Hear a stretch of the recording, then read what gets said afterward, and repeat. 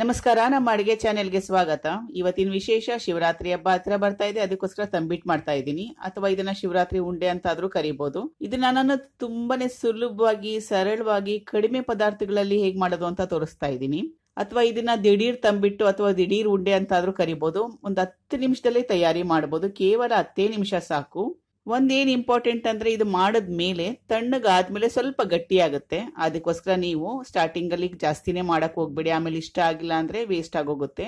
ಒಂದು 4-5 ಉಂಡೆ ಆಗಷ್ಟು ಮಾಡಿ, ಅದಾದ್ಮೇಲೆ ಇಷ್ಟ ಆದ್ರೆ ಮತ್ತೆ ನಿಮ್ಗೆ ಎಷ್ಟು ಅವಶ್ಯಕತೆ ಇದೆ ಅಷ್ಟು ಮಾಡ್ಕೋಬಹುದು. ನಿಮ್ಗೆಲ್ಲ ಈ ರೆಸಿಪಿ ಇಷ್ಟ ಆದ್ರೆ ದಯವಿಟ್ಟು ಸಬ್ಸ್ಕ್ರೈಬ್ ಮಾಡೋದನ್ನ ಮರಿಬೇಡಿ. ಲೈಕ್ ಮಾಡಿ, ಶೇರ್ ಮಾಡಿ, ಕಮೆಂಟ್ ಮಾಡಿ. ಈಗ ಶಿವರಾತ್ರಿ ಉಂಡೆ ಅಥವಾ ತಂಬಿಟ್ಟು ಹೇಗ್ ಮಾಡೋದಂತ ನೋಡೋಣ. ತಂಬಿಟ್ಟು ಮಾಡಕ್ಕೆ ಶುರು ಮಾಡಕ್ ಮುಂಚೆ ಇದ್ರ ಮುಖ್ಯ ಪದಾರ್ಥಗಳ ಪ್ರಪೋರ್ಷನ್ ಹೇಳ್ತಾ ಇದ್ದೀನಿ. ಮೊದಲಿಗೆ ಅಕ್ಕಿ ಹಿಟ್ಟು ತಗೊಂಡಿದ್ದೀನಿ.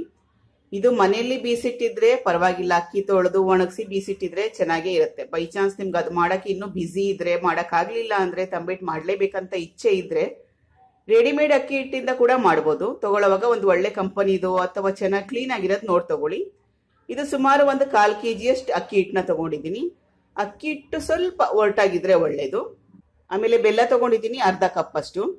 1 ಕಪ್ ಅಷ್ಟು ಅಕ್ಕಿ ಹಿಟ್ಟು, ಅದಕ್ಕೆ ಅರ್ಧ ಕಪ್ ಅಷ್ಟು ಬೆಲ್ಲ. ಇಷ್ಟೇ ಸಾಕಾಗುತ್ತೆ. ಬೈ ಚಾನ್ಸ್ ಮಕ್ಕಳಿಗೆ ಸಿಹಿ ತಿನ್ನೋದು ಇಷ್ಟ ಜಾಸ್ತಿ ಇದ್ರೆ ಇನ್ನೊಂದು ಸ್ವಲ್ಪ ಬೆಲ್ಲದ ಕ್ವಾಂಟಿಟಿನ ಜಾಸ್ತಿ ಹಾಕೊಳ್ಳಿ.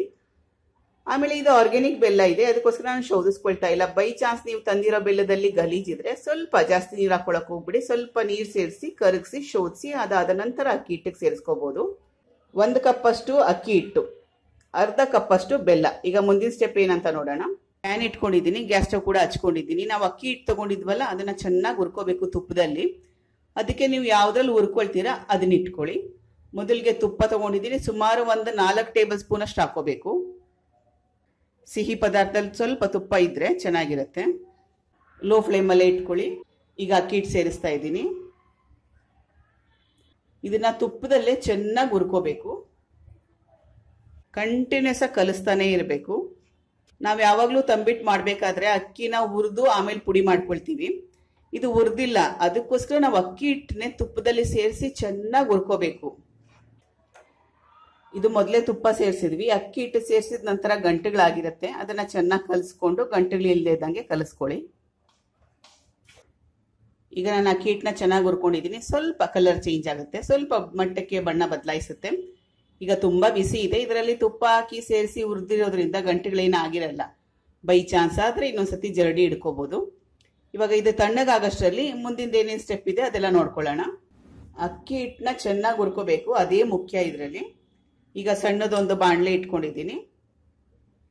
ಗಸಗಸೆ ಇದು ಸುಮಾರು 1-2 ಟೇಬಲ್ ಸ್ಪೂನ್ ಅಷ್ಟಿದೆ. ಇದನ್ನು ಹುರ್ಕೋಬೇಕು. ಗಸಗಸೆ ಸ್ವಲ್ಪ ಚಿಟಪಟ ಅನ್ನೋವರೆಗೂ ಹುರ್ಕೊಳ್ಳೋಣ. ಈಗ ಗಸಗಸೆ ಹುರಿದಿದ್ದಾಗಿದೆ, ಇಷ್ಟು ಸಾಕು. ಇದಕ್ಕೇನು ಜಾಸ್ತಿ ಹೊತ್ತು ಹುರ್ಕೊಳ್ಳೋ ಅವಶ್ಯಕತೆ ಏನಿಲ್ಲ, ಬೇಗ ಆಗೋಗುತ್ತೆ. ಈಗ ಬೆಲ್ಲ ಕರಗಿಸ್ಕೊಳ್ತಾ ಇದ್ದೀನಿ. ಬೆಲ್ಲ ಪಾಕ ಬರೋ ಅವಶ್ಯಕತೆ ಏನಿಲ್ಲ, ಒಂದೇಳೆ ಪಾಕ ಬರಬೇಕು ಆ ತರ ಏನಿಲ್ಲ. ಚೆನ್ನಾಗಿ ಕರಗಿಸ್ಕೊಂಡ್ರೆ ಸಾಕು.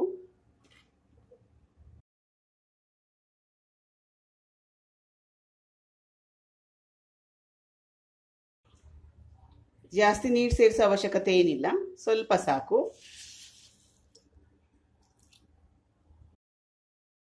ಈಗ ಬೆಲ್ಲನ ಚೆನ್ನಾಗಿ ಕರಗಿಸ್ಕೊಂಡಿದ್ದೀನಿ, ಇಷ್ಟು ಸಾಕು. ಪಾಕ ಏನ್ ಬೇಡ. ಈಗ ಉಂಡೆ ಮಾಡ್ಕೊಳ್ಳೋದು. ಅಕ್ಕಿ ಹಿಟ್ಟನ್ನ ಹುರ್ಕೊಂಡಿದ್ವಲ್ಲ ಅದು ಚೆನ್ನಾಗಿ ತಣ್ಣು ಕೂಡ ಆಗಿದೆ. ಇದು ಪದೇ ಪದೇ ಹೇಳ್ತಾ ಇದ್ದೀನಿ, ಅಕ್ಕಿ ಹಿಟ್ಟನ್ನ ಹುರ್ಕೊಳ್ಳೋದು ತುಂಬಾನೇ ಮುಖ್ಯ. ಚೆನ್ನಾಗಿ ಹುರ್ಕೋಬೇಕು. ಒಂದ್ಸಲಿ ಚೆಕ್ ಮಾಡ್ಕೊಳ್ಳಿ ಗಂಟೆಗಳಿದ್ಯಾ ಇಲ್ವಾ ಅಂತ. ಇದು ಗಸಗಸೆ ಹುರ್ಕೊಂಡಿದ್ವಲ್ಲ ಅದು. ಆಮೇಲೆ ಇದು ಕಡಲೆ ಬೀಜ, ಸುಮಾರು ಒಂದು 5-6 ಟೇಬಲ್ ಸ್ಪೂನ್ ಅಷ್ಟಿದೆ. ಇದನ್ನ ಚೆನ್ನಾಗಿ ಹುರಿದು ಸಿಪ್ಪೆ ತೆಗೆದು 1-2 ಮಾಡಿಟ್ಟಿದ್ದೀನಿ. ನಿಮ್ಗೆ ಇಷ್ಟ ಇದ್ರೆ 1 ರೌಂಡ್ ಮಿಕ್ಸಿ ಹಾಕೊಂಡ್ರು ಕೂಡ ಚೆನ್ನಾಗಿರುತ್ತೆ. ಇದು ಹಸಿ ಕಡಲೆ ಬೀಜ ಅಲ್ಲ, ಹುರಿದು ಸಿಪ್ಪೆ ತೆಗ್ದಿರೋದು. ಈಗ ಇದನ್ನ ಸೇರಿಸ್ತಾ ಇದ್ದೀನಿ. ಇದು ನಿಮ್ ಇಷ್ಟದ ಪ್ರಕಾರ. ಬೈ ಚಾನ್ಸ್ ನಿಮ್ಗೆ ಇಷ್ಟ ಇದ್ರೆ ಇನ್ನೊಂದು ಸ್ವಲ್ಪ ಜಾಸ್ತಿ ಕೂಡ ಸೇರಿಸ್ಕೋಬಹುದು. ಇದು ಹುರಿಗಡ್ಲೆ, ಸುಮಾರು ಒಂದು 3 ಟೇಬಲ್ ಸ್ಪೂನ್ ಅಷ್ಟಿದೆ. ಇದು ಒಣ ಕೊಬ್ಬರಿ ತುರಿದಿಟ್ಟಿರೋದು, ಒಂದು ಅರ್ಧ ಬಟ್ಲಷ್ಟು ಒಣ ಕೊಬ್ಬರಿನ ತುರಿದಿಟ್ಟಿದ್ದೆ.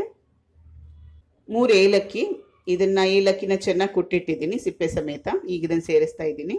ಈಗ ಎಲ್ಲ ಪದಾರ್ಥಗಳನ್ನ ಸೇರಿಸಿದ್ಮೇಲೆ ಬೆಲ್ಲ ಸೇರ್ಸಕ್ ಮುಂಚೆ ಒಂದ್ಸತಿ ಚೆನ್ನಾಗಿ ಕಲಿಸ್ಕೊಂಡ್ಬಿಡೋಣ. ಸ್ಪೂನ್ಗಿಂತಲೂ ಕೈಯಲ್ಲಿ ಕಲಿಸ್ಕೊಂಡ್ರೆ ಒಳ್ಳೇದು. ಈಗ ಬೆಲ್ಲ ಕಲಸಿದೀವಲ್ಲ, ಎಲ್ಲ ಒಟ್ಟಿಗೆ ಹಾಕೊಂಡು ಕಲ್ಸ್ಕೊಳ್ಳೋದು ಬೇಡ. ಸ್ವಲ್ಪನೇ ಹಾಕೊಂಡು ಉಂಡೆ ಮಾಡ್ಕೊಳ್ತಾ ಹೋಗೋಣ. ಬೆಲ್ಲದ ಪಾಕ ಬಿಸಿ ಇದ್ರೆ ಕೈ ಹುಷಾರು. ಕೈ ಸ್ವಲ್ಪ ತುಪ್ಪ ಹಾಕೊಳ್ತಾ ಇದ್ದೀನಿ, ಕೈಗೆ ಬಿಸಿ ಇದೆ ಅದಕ್ಕೋಸ್ಕರ.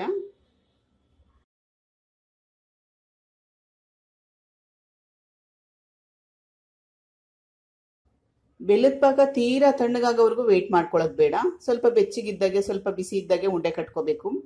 ಆಮೇಲೆ ಬಿಸಿ ಆದ್ರೆ ಉಂಡೆ ಕಟ್ಟಕ್ ಮುಂಚೆ ಕೈಗೆ ಸ್ವಲ್ಪ ತುಪ್ಪ ಸವರ್ಕೊಳ್ಳಿ. ಈಗ ಇದೇ ರೀತಿ ಮಿಕ್ಕಿರೋ ಹಿಟ್ಟಿಗೆ ಬೆಲ್ಲ ಸ್ವಲ್ಪನೇ ಸೇರಿಸ್ತಾ ಉಂಡೆ ಮಾಡ್ಕೊಳ್ತಾ ಹೋಗಿ. ಈ ರೆಸಿಪಿ ಇಷ್ಟ ಆದರೆ ದಯವಿಟ್ಟು ಸಬ್ಸ್ಕ್ರೈಬ್ ಮಾಡೋದನ್ನ ಮರಿಬೇಡಿ. ಲೈಕ್ ಮಾಡಿ, ಶೇರ್ ಮಾಡಿ, ಕಮೆಂಟ್ ಮಾಡಿ. Thank you for watching. ಧನ್ಯವಾದಗಳು.